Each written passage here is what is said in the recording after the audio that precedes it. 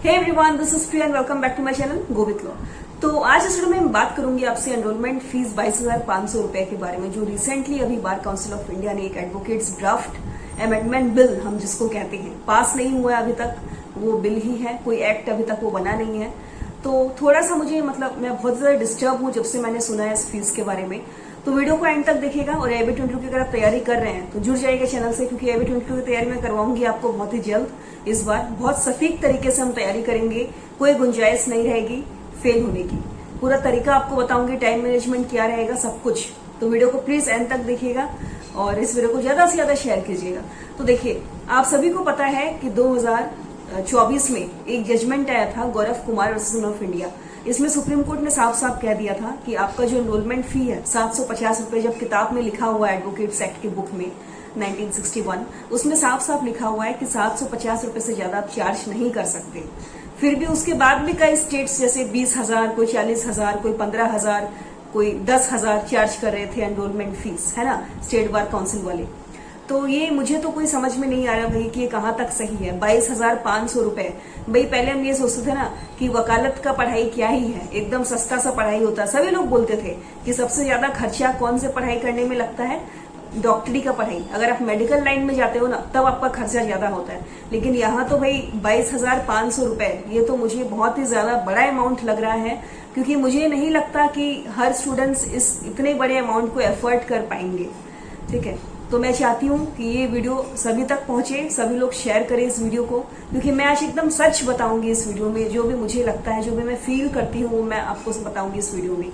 ठीक है, तो एडवोकेट्स एक्ट में जैसा कि आपने देखा कि 750 रुपए, उसमें साफ साफ लिखा हुआ है। 2024 में भी एक जजमेंट आया था Gaurav Kumar versus of India, इसमें भी साफ साफ कह दिया था। और ये जो एनरोलमेंट फीस बढ़ाने और घटाने की बात है ना, ये बीसीआई के हाथ में नहीं है। आपको बता दूं, ये पार्लियामेंट संसद के हाथ में होता है कि एनरोलमेंट फीस कितना रहेगा, कितना नहीं रहेगा। ठीक है, तो अभी 22,500 रुपए उन्होंने जो किया है वो ये देखते हुए किया है कि स्टेट बार काउंसिल का फीस रहेगा 18,000 और बार काउंसिल ऑफ इंडिया का रहेगा 4,500। तो टोटल हो गए हमारे 22,500। और इन्होंने जनरल कास्ट वालों को यहाँ पे कोई कंसेशन नहीं दिया है। फी कंसेशन अगर मिल रहा है तो वो SC, ST, PWD कैंडिडेट्स को। ठीक है, इनका 1/4 ऑफ द एनरोलमेंट फी यहाँ पे लगेगा। तो ये इतना डिस्क्रिमिनेशन क्यों हो रहा है मुझे समझ में नहीं आ रहा है। हमसे ये लेंगे पूरे के पूरे 22,500 रुपए, है ना, और बाकी जो SC, ST, PWD कैंडिडेट्स हैं उनसे ले रहे हैं 1/4 ऑफ द फी। तो टोटल इनको देना होगा 5,625 रुपए। और यहां तक की बात नहीं है, देखिए हर बार ये बीसीए वाले ऐसे ही करते हैं हमारे साथ। आप क्या सोचते हो, खाली 22,500 रुपए ये दोगे बस, उसके बाद कोई खर्चा नहीं है? भाई आप जब LLB करते हो ना, LLB स्कूल में जब आप जाते हो, आप 3 साल 5 साल का LLB करते हो, हाँ, उसका एडमिशन फीस अलग है। फिर आप जब मेंबरशिप करवाते हो, आपने लाइसेंस तो लिया, वो तो अलग है ही, उसका तो मैं बाद में बताऊंगी आपको। आप जब किसी भी स्टेट में प्रैक्टिस करने जाते हो, बार एसोसिएशन में आप जब अपना वहां पे नाम लिखवाते हो, फिलअप करवाते हो, मेंबरशिप फॉर्म हम जिसे कहते हैं, उसका अलग से वो पैसा लेता है। एनरोलमेंट फी अलग है। ठीक है, फिर आपका AIB एग्जाम फी वो भी अलग है, LLB का फीस अलग है, मेंबरशिप फी अलग है, एनरोलमेंट फीस अलग है, AIB एग्जाम फी अलग है। और जो आप इतने बड़े बड़े आप किताबें खरीदते हो ना, इतना मोटे मोटे LLB के स्कूल में 3 साल 5 साल वाले कोर्स में जो भी आप किताबें खरीदते हो, वो फिर अपना अलग ही है। तो भाई इतने सारे पैसे कौन देगा और कौन LLB करेगा? फिर आप सोच के देखो। हम लोग ये सोच रहे हैं ना अभी कि बहुत ज्यादा स्टूडेंट्स आजकल लॉ करने लग गए। बीसीआई को भी ये लग रहा है कि अभी आजकल लॉ में एडमिशंस बहुत ज्यादा हो रहे हैं, लड़के लड़कियां बहुत ज्यादा एडमिशंस ले रहे हैं। तो शायद इन लोग इसीलिए तो ऐसे नहीं कर रहे ताकि स्टूडेंट्स अपने आप से पीछे हट जाए, वो LLB ना करे। भाई जब पहले उन्होंने बोला कि जिनका एनरोलमेंट हो चुका है वही LLB देंगे, फिर बाद में नया रूल आया कि सभी बच्चे LLB AIB दे सकते हैं, जिनका रजिस्ट्रेशन नहीं हुआ है वो भी देंगे, जिनका एनरोलमेंट नहीं हुआ है वो भी देंगे, है ना, जो किसी कारणवश जॉब की वजह से वो अपना AIB नहीं दे पाए वो भी देंगे। जो LLB कर रहे हैं, फाइनल ईयर में है, वो भी अपना AIB का एग्जाम दे सकते हैं। तो ठीक है, एक तरफ इन्होंने अच्छा किया तो दूसरी तरफ इन्होंने क्या किया, जो एग्जाम का पैटर्न था वो उन्होंने कम्प्लीटली चेंज कर दिया।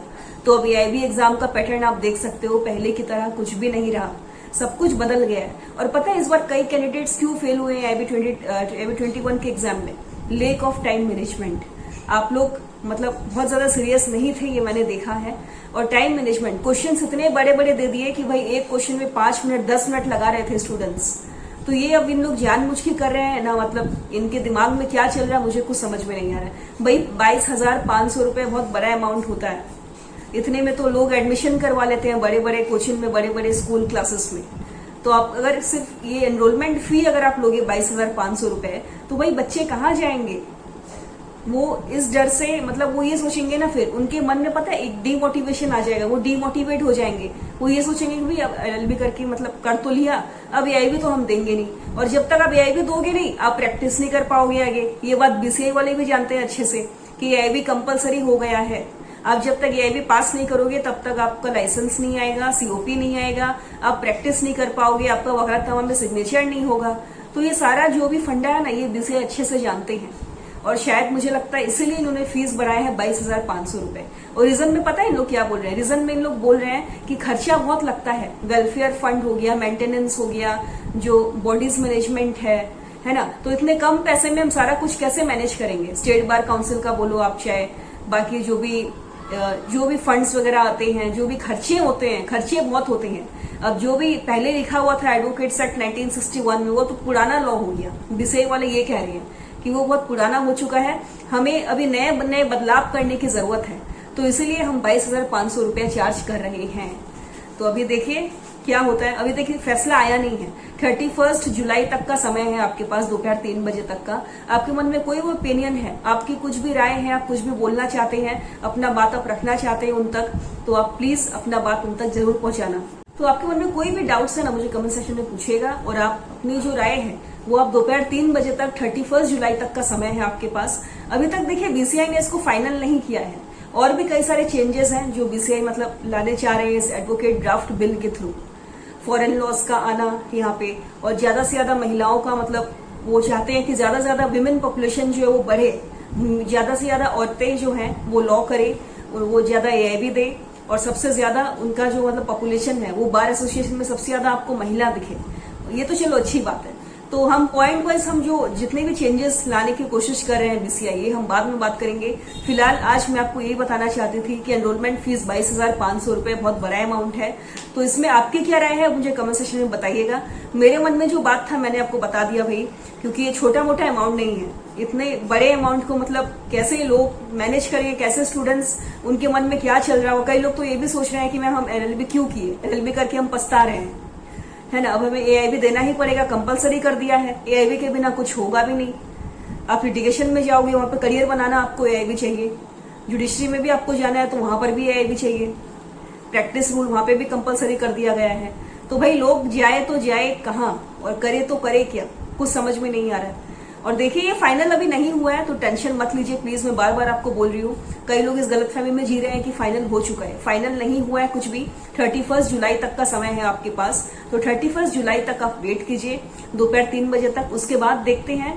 और बीसीआई देखिए ऐसे ही फैसला नहीं लेंगे, बीसीआई भी सबकी रजा मंजूरी लेगी, क्या ओपिनियन है, बाकी लोग क्या राय रखते हैं, सुप्रीम कोर्ट का भी इसमें ओपिनियन होगा, ठीक है। ऐसे ही वो पास नहीं होगा, ऐसे ही वो पताक से मतलब एक्ट नहीं बन जाएगा।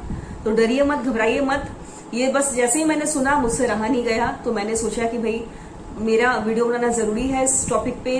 तो मैं आपको मतलब मेरे मन में जो था मैंने आपको बताया कि ये बीसीआई क्या कर रही है, क्या खेल खेल रही है बच्चों के साथ, मैं इसमें आपको क्या ही बताऊं, ठीक है। तो ये मुझे तो सही नहीं लगता 22,500 एनरोलमेंट फी वाली बात।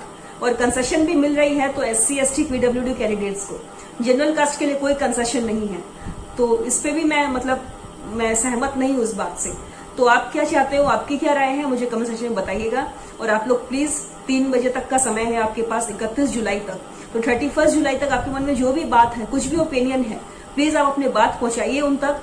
कुछ करना चाहते हो तो मेजोरिटी एकजुट होके कुछ करिए, मैं आपके साथ हूँ, ठीक है। और कोई भी डाउट्स है प्लीज मुझे कमेंट सेक्शन में पूछिएगा। और डीमोटिवेट नहीं होना है, ये सब चलता रहेगा, चलने दीजिए, ठीक है। आप अपना AIB 22 में फोकस कीजिए, मैं आपको पढ़ाऊंगी, मैं आपको सिखाऊंगी कि AIB 22 कैसे क्रैक करना है फर्स्ट अटेम्प्ट में। तो I hope you guys are doing good. See you guys in the next video. Bye bye, take care everyone, do share this video and please do subscribe this channel. Thank you.